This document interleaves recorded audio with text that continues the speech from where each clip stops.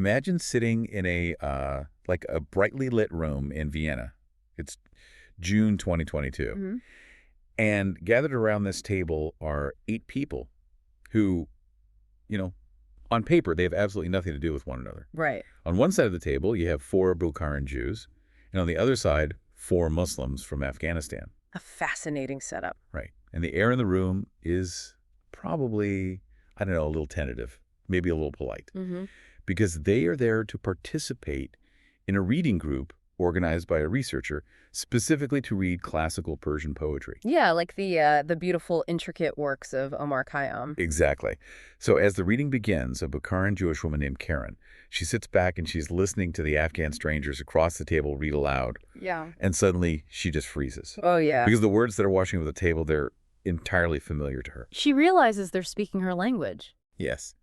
She realizes these strangers, these Afghans, are speaking the exact same mother tongue she grew up with.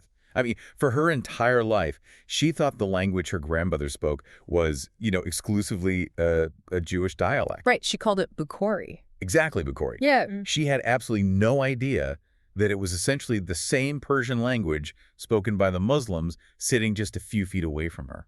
It is an incredibly powerful, almost cinematic image. Yeah, totally. And the emotional weight of that realization, it doesn't just stop with Karen. Oh, really? No. By the end of that very session, an Afghan woman named Shirin looks across the table at the Jewish participants, and she says something that honestly reads like a small miracle of recognition. Wait, what did she say? She says, "You understand that you are not alone with your story."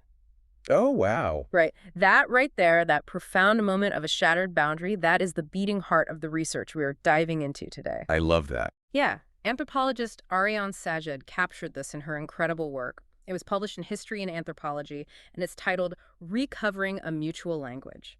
The idea that 2 groups of people could sit down, assuming they're total strangers, only to realize they share a mother tongue, it's just staggering to me. Yeah, it really is. And Sajid's research, it uses this specific encounter in Vienna to pry open a much larger global conversation. Yes. Because today, our mission for this deep dive is to look at how memory, language, and shared culture between Jews and Muslims have been forgotten. Forgotten and actively rewritten. Right. Actively and sometimes aggressively rewritten. Yeah. And how, against all odds, recovering that shared history might actually be the secret key to rebuilding trust today. The central thread we're pulling on here is that the intense estrangement between Jews and Muslims, Right. this rigid boundary that feels so permanent and so ancient to us right now, it's actually not the natural state of history. Which is wild to think about. It really is. It is, in many ways, a recently manufactured reality. Yeah. By tracing the epic,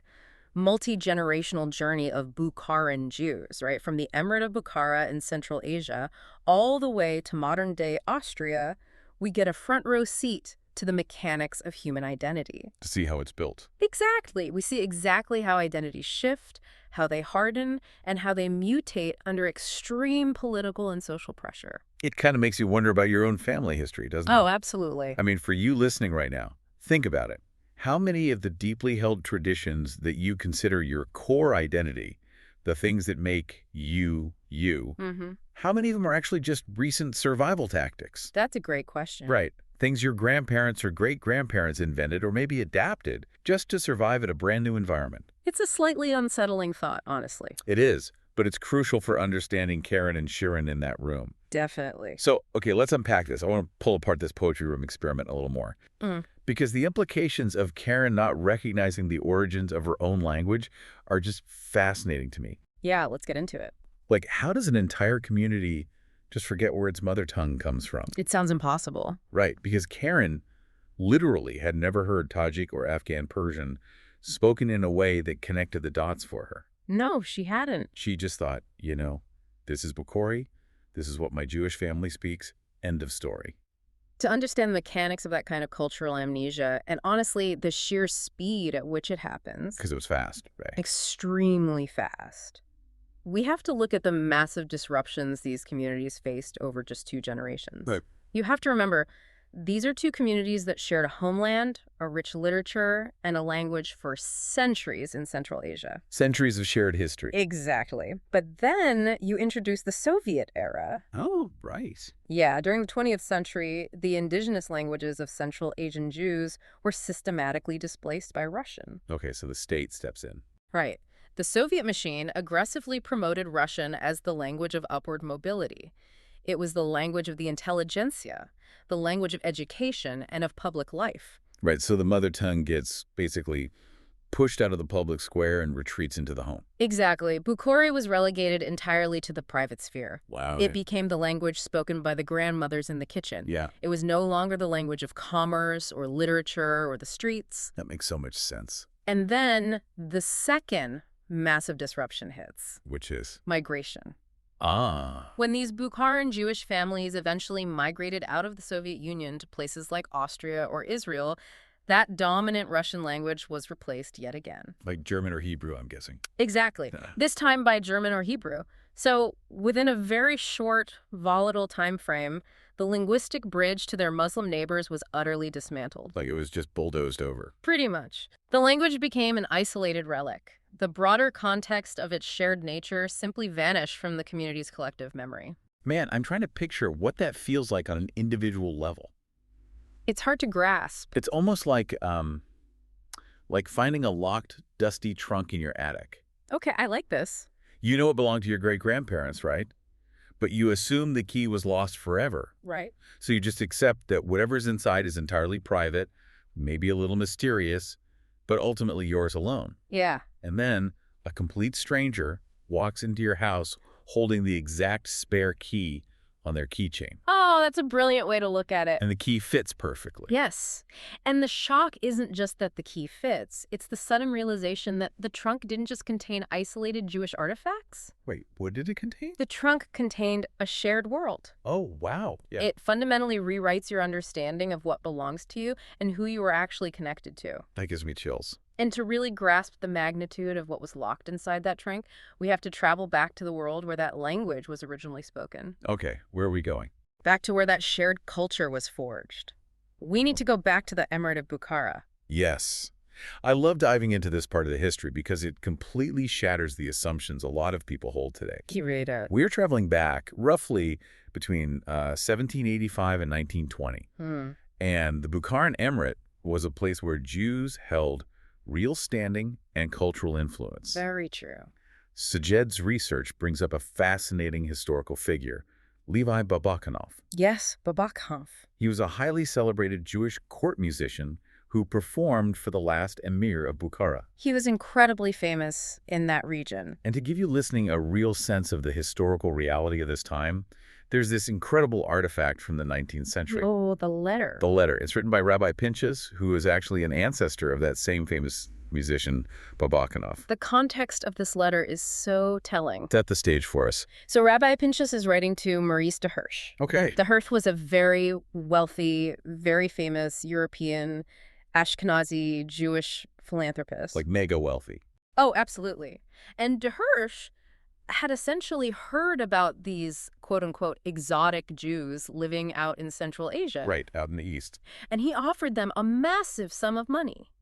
We're talking 20 million rubles to support their community. 20 million rubles. A fortune. Which, I mean, on the surface, that sounds incredibly generous. Right. But it was entirely based on a projection. Completely. De Hirsch and the European Jewish establishment, they basically assumed that because the Bukharan Jews were living in a Muslim-majority land, they must be destitute. Ah, I see. They assumed they were oppressed and in desperate need of European salvation. They were projecting their own narrative. Exactly. They were projecting a very European narrative of Jewish persecution onto a Central Asian reality.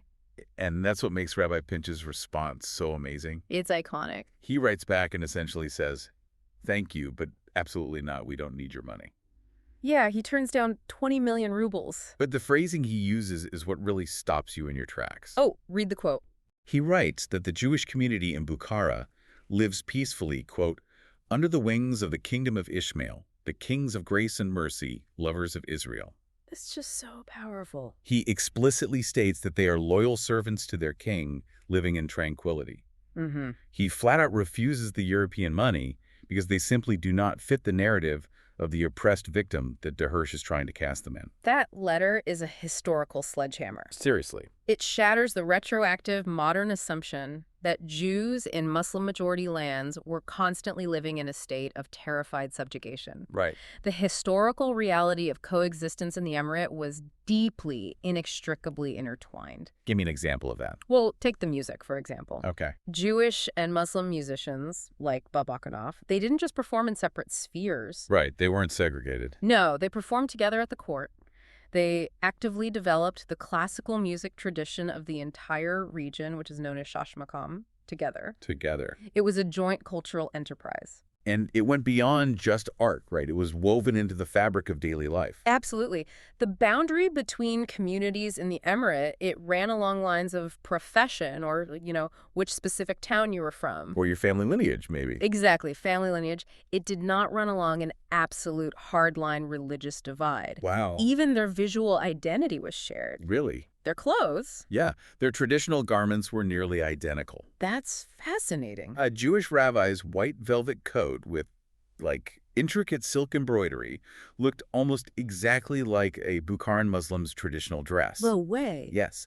They occupied the same aesthetic and cultural universe. But okay, this is where the narrative takes a really sharp, almost jarring turn. Here comes the twist. Right? Because Sadjed doesn't just look at the historical archives. She interviews people today. Yeah, her ethnographic work. She speaks with a modern-day Bukharan rabbi living in Vienna.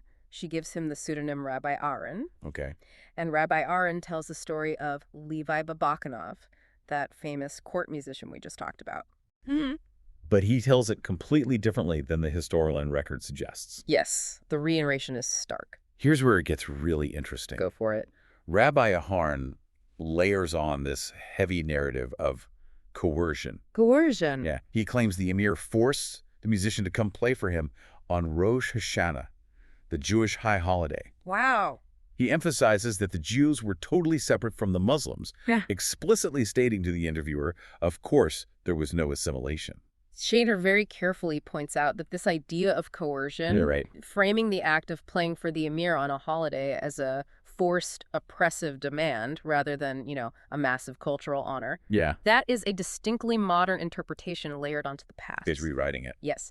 The modern rabbi is taking a documented history of deep integration, shared music, and mutual respect, and he is actively tweaking it. Well, why? He is retrofitting the story to align with a contemporary framework where Jewish and Muslim identities must always be fundamentally opposed and antagonistic. I'm trying to wrap my head around the motivation there. It's complex. Because if the historical record, like Rabbi Pinch's own letter refusing millions of rubles because life was so peaceful, if that shows this beautiful integration, why is a modern rabbi tweaking the story to make it sound oppressive? Wow. It feels like taking a beautifully blended watercolor painting, right? Where all the colors bleed into one another. I like this analogy. And taking a thick black Sharpie to draw hard lines between the colors. Yes. Why ruin the watercolor? Why does Rabbi Aaron feel such an urgent need for those hard Sharpie lines today? Because the gallery he is trying to hang that painting in today only accepts line art. Oh, wow. The audience has changed and the rules of survival have changed. Unpack that for me. To understand why Rabbi Aaron feels the need to draw those Sharpie lines, to enforce a retroactive narrative of strict separation, we have to look at the massive trauma of migration. We have to look at what happened to these Central Asian Jews when they left that integrated watercolor world of Bukhara, navigated the Soviet system, and eventually arrived in Europe. This brings us squarely into the 1970s. Exactly. The 1970s. This is such a crucial pivot point. It really is. Because the Soviet Union had become an increasingly difficult and restrictive place to be Jewish. Very much so. So many Bukharan Jews managed to secure exit visas, mostly with the stated intention of going to Israel. Right. But the geopolitics of migration are messy. Always. Their route takes them through Vienna, Austria. A major transit hub. Vienna was this transit hub run by the Hebrew Immigration Aid Society, or HIAS. Right, HIAS. But for many families, the plan kind of derails. Yeah, they hit a wall. They arrive in Vienna, take stock of the situation, and decide that Israel isn't the right fit for them, maybe due to fear of the ongoing conflicts there, or just economic uncertainty. Right, it was a very tense time. But the Soviet authorities obviously won't let them return. No, going back. So they become stuck. They are stranded in Vienna. Stranded! And this is where a profound, agonizing identity crisis begins. And it's an identity crisis forged in the fires of double discrimination. Double discrimination, right. Yeah. Because they arrive in Vienna and are immediately hit from two sides. The first side being the host country. Yes. First, you have the Austrian majority society. We have to look at the labor dynamics of Austria in the 1970s. The country had brought in many Turkish guest workers to handle low-wage manual labor. Right. Because Bukharan Jews looked Middle Eastern or Central Asian, and they didn't speak German. Oh, I see where this is going. Austrians on the street often mistook them for Turkish laborers. That is just awful. As a result, they were subjected to the exact same xenophobia, racism, and social exclusion that the Turkish Muslim immigrants faced. So they are receiving hostility from the host nation based on a visual misidentification. Yes. But the deeper, much more intimate wound came from within the Jewish community itself. This part is just heartbreaking. It really is. The established Ashkenazi Jewish community in Vienna, the European Jews who had their own long, complex history in the city, Yeah. they completely reject it. Completely. They look at these Central Asian families arriving with their different customs, their different language, their different style of dress, and they simply didn't see them as real Jews. Wow. The prejudice was visceral. Some Ashkenazim even mock them with terrible racial slurs. Oh, God. The research notes that Bukharan women were sometimes called Schwarzer, Yeah.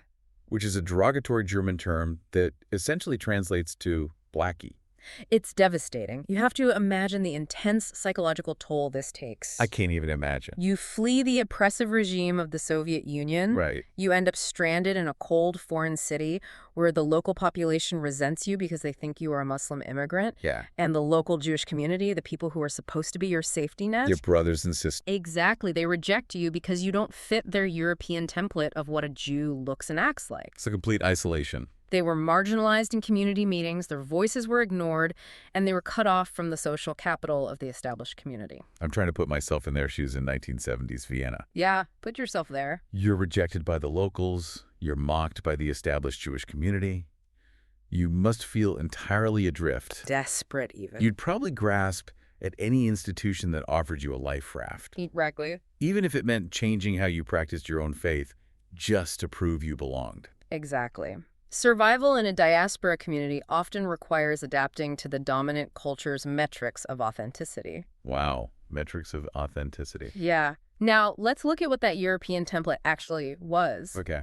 In Vienna, Jewish identity was largely defined by European institutional frameworks, and increasingly for those seeking validation from the establishment, by strict adherence to religious law, or halakha. Which was a massive culture clash, because that was totally different from how Bukharan Jews experienced their Jewishness back in the Soviet Union. Radically different. Back in Central Asia, being Jewish was almost an ethnicity, a deeply ingrained cultural rhythm. Right. It was tied to local traditions. Yeah. It was the specific foods your grandmother cooked. The smells, the tastes. Exactly. It was the familial warmth of gathering for Shabbat. It was even celebrating secular holidays like Novi God, the Soviet New Year, with your community. Yeah. It wasn't about sitting in a yeshiva studying strict legalistic religious texts or debating the minutiae of rabbinic law. And there's historical reason for that. Tell me. Under decades of Soviet rule, formal religious education and the training of rabbis had been largely suppressed. Ah, of course. So their Jewishness had to become deeply cultural, deeply local, and implicitly understood within the family unit just to survive the Soviet era. It was lived, not studied. Beautifully put. But Yeah. when they got to Vienna, that beautiful cultural Jewishness wasn't recognized as valid. It wasn't enough. It wasn't enough. The pressure to be accepted as real Jews by the European Ashkenazi establishment forced Bukharans to adapt. Because they had to. Right. Sociologists have long noted that marginalized groups will often adopt the dominant group's metrics of authenticity in order to survive. Survive and, gain access to vital resources. Precisely, like kosher food, religious schooling for their children, basic community support. Yeah. For the Bukharans, survival meant adopting a more legalistic, bounded, and strictly orthodox version of Judaism that the Europeans would finally recognize and respect. But wait, that adaptation doesn't happen in a vacuum. No, it doesn't. You don't just wake up one morning in Vienna, realize the Ashkenazim are judging you, Yeah. and suddenly know an entirely different framework of strict religious law. You need teachers. Someone has to teach you. Someone has to build the infrastructure for that new identity. That is exactly where the institutional forces step in. Enter the institutions. Nature abhors a vacuum, and identity in diaspora is no different. Into this void of rejection, confusion, and longing for belonging step powerful, globally organized religious movements. Okay, who are we talking about? These institutions fundamentally reshaped Mizrahi and Sephardic identity. Meaning Jews from the Middle East, North Africa, and Central Asia. Correct. And not just in Vienna, but worldwide. So Sadjed's research points to two major players in this transformation. Yes. The first is an Israeli political and religious movement called SAS. SAS, right. Now, to understand their impact in Vienna, we have to look at what they were doing in Israel. A quick detour. SAS was founded in 1984 by a very famous, very charismatic rabbi named Ovadia Yosef. And SAS did something incredibly strategic. What did they do? In Israel at the time, Jews from the Middle East and North Africa were facing terrible ethnic, economic, and class discrimination from the European Ashkenazi elite who'd essentially founded the state. Right. Similar discrimination to what we saw in Vienna. Exactly. So Asheo came along and offered a political and spiritual home that united all these diverse Middle Eastern and North African communities under a single, unified Sephardic umbrella. The strategic genius of SHA was how they reframed the narrative of discrimination. How so? They told these marginalized communities, you aren't failing to assimilate into Israeli society because you are backward or uneducated, as the Ashkenazim claim. Okay. You are being discriminated against because the secular Ashkenazi establishment has lost its way. Yeah. They've lost their religion, while you have maintained your holy tradition. Oh, wow. That flips the script. It was an incredibly empowering message. It gave them pride. But that empowerment came with a catch. A significant one. Yeah. By reframing ethnic discrimination as a matter of religious superiority, SHAS began to standardize what it meant to be a Sephardic Jew. To create unity. Exactly. They had to create a unified voting bloc and a unified religious practice. Okay. In doing so, they began replacing the incredibly diverse, rich, local traditions of Yemen, Iraq, Morocco, and Bukhara. Yeah. With a unified, strictly Orthodox religious identity that mirrored the stringency of the Ashkenazim, but with Sephardic legal rulings. So they basically built a massive standardized umbrella. Right. But to fit under it, you had to leave your unique local customs out in the rain. That's a great way to put it. And in Vienna, this process of standardization was accelerated even further by the arrival of Chabad. Yes, Shabbat. Which is a highly influential, globally organized, Orthodox Hasidic movement. Saad actually interviews the head of a Chabad center in Vienna, a man she calls Raphael, who caters to many of the Bukharan youth today. Yes, I remember this interview. And Raphael's quote in the research is just, it's a gut punch when you think about Karen in the poetry room. Read the quote. He says, quote, "There are no Bukharan traditions that one could teach. Many Bukharan traditions are Muslim things that we adopted. The religious don't do that anymore." Wow. That quote is the absolute crux of the cultural transformation. That's just, wow, it's so dismissive. It is breathtaking in its erasure. Yeah. Raphael is actively engaged in a process that the renowned anthropologist Talal Asad describes perfectly. What does Assad say? Asad argues that religion is not a static, timeless category. Oh. It is a shifting set of disciplines defined by power structures. So whoever has the power defines the religion. Exactly. Raphael is engaged in purifying the religion. Purify. He is taking the vast, rich, deeply intertwined cultural inheritance of Central Asia, right? The Shashmakam music, the specific traditions of hospitality, the shared aesthetics, the local ways of celebrating life milestones. All that beautiful watercolor stuff. Yes, and he is casually discarding them as mere Muslim things. If he's drawing the Sharpie line. Exactly. He is declaring that if a practice doesn't exist in the strict codified legal texts of European-style orthodoxy, it isn't authentically Jewish. It's a contaminant. It is a foreign contaminant. And by discarding the culture as a contaminant, they effectively sever the historical bridge between the Jewish and Muslim communities. The tragedy of losing the grandmother's traditions is just palpable here. It really is. It's like a family that owns a custom-built, quirky, centuries-old home. Okay, I'm listening. It's got weird hallways, colors that clash, but Mm-hmm. it holds all their memories. Yeah. Then an inspector comes along and says, it's not up to the new municipal code. Oh, man. So they tear down the quirky family home and replace it with a standardized concrete franchise model. That's entirely what happened. Right. I mean, yes, you gain global recognition. Everyone recognizes the franchise. You get the safety and the funding of the institution. Mm-hmm.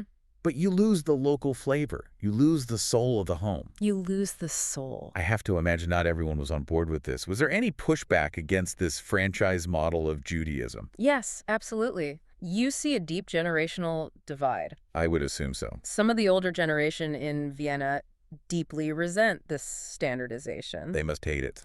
They see their grandchildren adopting this strict, rigid orthodoxy, and they feel it's actually a step backward.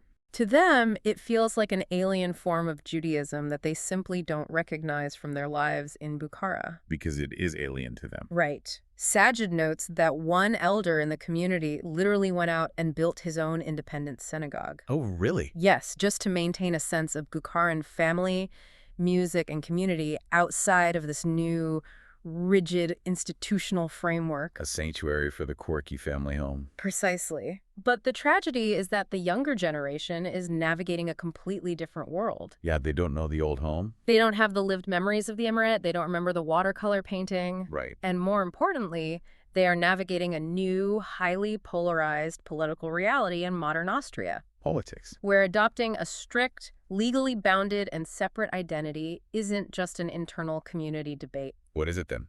It is heavily encouraged by the state itself. Which brings us to the political climate and how this internal identity shift is weaponized by outside forces. Yes, the weaponization of identity. Now, I want to pause here, just so you listening know, we are strictly looking at the academic findings from Ariane Sadjed and Ruth Wodak here. Yes, very important context. We're not like endorsing a political stance or picking sides on Austrian politics.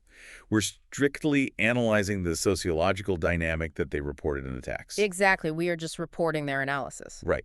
So to understand how this separation hardened into something political, Sadjed and political scientist Ruth Wodak point to the political climate in Austria over the last decade. Specifically under former Chancellor Sebastian Kurz. Yes, Chancellor Kurz of the UVP party, who governed at times in coalition with the right-wing FPO. Wodak's research documented how the government utilized very specific, highly visible messaging. Like what? They actively paired highly demonstrative pro-Israel symbolism, Oh, like flying the flag. literally flying the Israeli flag over the Austrian chancellery and parliament buildings. Wow. And they paired that with aggressive, systemic, anti-Muslim policies. Sociologically, this creates a fascinating and incredibly tense dynamic for minorities on the ground. Yeah, I bet. The state was simultaneously elevating one minority symbolically while actively targeting another. And the policies Wodak outlines were not subtle. Give me an example. For example, the government published an online Islam map. An Islam map. Yeah, this was a digital map that identified the locations and details of hundreds of Muslim organizations, mosques, and cultural centers across Austria. That sounds dangerous. Well, the stated goal was transparency, but unfortunately it led to right-wing groups putting up warning signs and some mosques being targeted and vandalized. Of course it did. They also introduced requirements for refugees, largely from Muslim countries, to sign formal declarations against anti-Semitism in order to receive asylum. And the political logic here, as Sadjed points out, is incredibly calculated. How so? It's designed to reframe anti-Semitism purely as an imported problem, a disease brought into pure Austria by Muslim immigrants. The sheer political utility of this framing cannot be overstated. Right, serves a purpose. By casting Muslims as the inherent imported threat, Yeah, and casting the Austrian state as the valiant protector of the Jews, I see where this is going. the host society conveniently manages to absolve itself of its own long, deep-seated, and horrific history of European anti-Semitism. Oh, wow. It's a sleight of hand. It's a massive sleight of hand. It turns minority groups into opposing chess pieces. Yeah. It forces a public narrative where minorities are played against each other, and the real historical danger of anti-Semitism becomes a convenient political instrument. An instrument to justify harsh anti-immigration policies. Exactly. And what's so vital about Sadjed's ethnographic research is that she doesn't just analyze this from a bird's eye view. No, she gets on the ground. She shows us exactly how this top-down political discourse takes up residence inside the mind of a human being. The story of Layla. Yes, she introduces us to a woman named Layla. Layla is a Bukharan woman in her late 50s living in Vienna. And in her interviews, Layla has absorbed this political frame perfectly. Totally internalized it. When the interviewer asks her about Syrian refugees coming into Austria, Layla physically recoils. She expresses deep fear. Right. She specifically mentions fearing the black that they would wear, referring to traditional Islamic clothing. She buys into the fear entirely. Yeah, entirely. And simultaneously, she fiercely praises Chancellor Sebastian Kurz. Of course. She says, he loves Israel. He loves the Jews. She has completely internalized the state's narrative. Muslims are the terrifying threat. The Austrian strongman is the protector. But this is where Sadjed's research delivers a profound, almost unbelievable twist. It's so good. It challenges everything we think we know about prejudice. Yeah. In the exact same interview, literally minutes after expressing this deep fear of Syrian refugees, Layla tells a completely different story. Wait for it. She casually mentions that she recently bought a pet bird on an online marketplace. Right, just a normal everyday errand. Wait, she literally just went to buy a bird. Yes.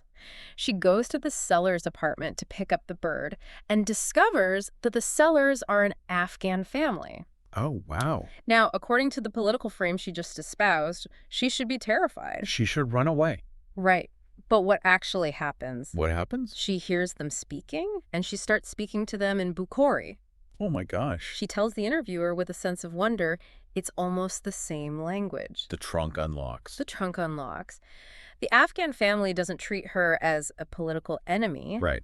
They welcome her into their home, they set a table for her, they serve her tea. Because that's the culture. Exactly. They treat her with immense honor and hospitality, exactly as you would treat a respected elder in Central Asian culture. That is beautiful. They even call her weeks later just to check on how the bird is doing. No way. Yes. And Layla, sitting there reflecting on this, tells the interviewer, we have a lot to learn from them. They are not all bad. Right. Yeah. It is amazing how Layla can hold these two entirely contradictory thoughts in her head at the exact same time. Cognitive dissonance at its finest. I mean, the Syrian refugee is a terrifying, faceless abstraction that makes her fear for her safety. But the Afghan bird seller is a brother who serves her tea. It perfectly illustrates the psychology of prejudice and the power of proximity. Proximity is key. The abstraction, Arabs, Islam, the refugees, that produces fear. Right. An abstraction is essentially a blank canvas onto which top-down political rhetoric can paint monsters. That's a great way to say it. But the encounter, the face-to-face reality, especially an encounter conducted in a shared mother tongue, produces kinship. Yeah, you can't hate someone you're sharing tea in a language with. Exactly. Layla simply could not hold on to the rigid political frame of the Muslim enemy while sitting at a physical table being served tea by people speaking her grandmother's language. The shared tongue literally cracked the political frame open. It dismantled the Sharpie lines in real time. So what does this all mean? I mean, I love the mechanics of that. The language short-circuits the political conditioning. But Layla's fleeting moment with the bird seller begs a massive question. What's the question? If a shared language can crack that political frame for a few minutes, is there anyone actually trying to keep that door wedged open permanently? Scaling the experience. Right. Because, let's be honest, the encounter is fragile. Sadjed is very clear about that. Very fragile. After the bird story, Layla still generally fears the Syrians. The political conditioning often snaps right back into place because the institutions pushing it are so powerful. The rubber band snaps back. Exactly. So how do we scale Layla's experience? Is anyone actively using this shared history as a tool for actual, lasting resistance? That brings us to one of the most compelling figures in Sadjed's research. Like, who is it? A man who provides a roadmap for what that resistance actually looks like in practice. Sadjed introduces us to another Bukharan living in Vienna, a shop owner named Ruben. Ruben is fascinating because he subverts every expectation. He really does. He is a deeply spiritual man. He studies Kabbalah, Jewish mysticism intensely, but he keeps his Jewishness very private in his public life. He runs a shop that gets a lot of foot traffic from Muslim immigrants from Central Asia and the Middle East. Okay. But when they come into his shop, he doesn't announce his religion. He doesn't put up boundaries. What does he do? He treats them, in his own words, like a brother.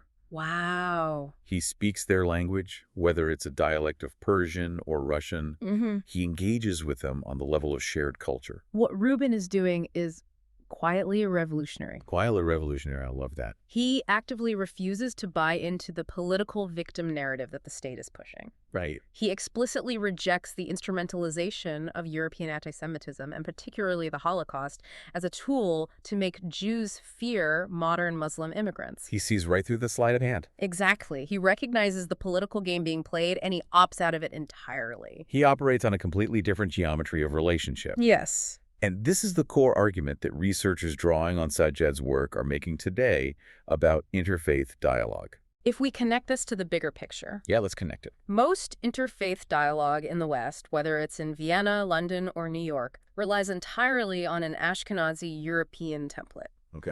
The historical reference points brought to the table are the Holocaust and the Israeli-Palestinian conflict.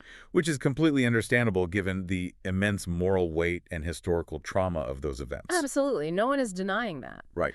But structurally, when you use that specific European template as the starting point for interfaith work, What happens? it forces Jews and Muslims into the roles of complete strangers. Oh. It sets them up as opposing sides who have to laboriously build trust from scratch, Right. reaching across a massive, terrifying chasm of historical grievance, genocide, and modern geopolitical tension. That is incredibly heavy, difficult work. It is exhausting work. But the Mizrahi and Sephardic experience, the specific experience of Jews from the Muslim world, like Karen, like Reuben, Yeah. it completely shifts that geometry. It changes the entire foundation of the conversation. How so? These are Jews whose ancestors prayed in Arabic and Persian. Yeah. Their poetry, their music, their cuisine, the very cut of their clothing were continuous with their Muslim neighbors. The watercolor painting. Yes. The Muslim world, for the vast majority of its history, wasn't primarily a site of European-style persecution. Right. For centuries, it was home. It was home. Coexistence was the absolute norm, not the exception. Wow. So when you center the Bukharan or Mizrahi experience in interfaith work, Jews and Muslims are no longer strangers trying to negotiate a fraught peace treaty. What are they then? They are estranged family members recovering a forgotten shared household. I love that. The difference between construction and recovery is everything. It is everything. Think about it in your own life, for the listener. Think about how much easier it is to reconnect with an old childhood friend you had a falling out with compared to cold calling a total stranger and trying to convince them to become your best friend. Such a good comparison. With a childhood friend, you already have the shared language, the shared inside jokes, the muscle memory of the relationship. That's what this shared culture does. Exactly. And the analysts looking at Sadjed's work lay out 4 incredibly practical lessons for anyone trying to actually build bridges today. Okay, let's hear the 4 lessons. First, center the Jews of the Muslim world. Right. Bring Bukharan, Yemeni, Iraqi, Moroccan Jews to the forefront of the conversation. Because of that muscle memory? Yes. Their very existence, their lived history, disrupts the political lie that Jewish and Muslim are inherent ancient opposites. Okay, second lesson. Second, use shared culture as the doorway, not theology. Yes. Don't start with heavy debates over scripture or geopolitical sovereignty. That never works anyway. Start with the food. Start with the shashmakol music. Start with the Persian poetry. The Omar Khayyam. Exactly. The text refers to these as the low, wide doors. I think about it like this. Theology and politics are high, narrow doors with strict bouncers checking IDs. Oh, totally. You get defensive just approaching them. But poetry and food are low, wide doors. Everyone can walk through them together without feeling threatened. That's a beautiful metaphor, and it works perfectly. Okay, what's lesson 3?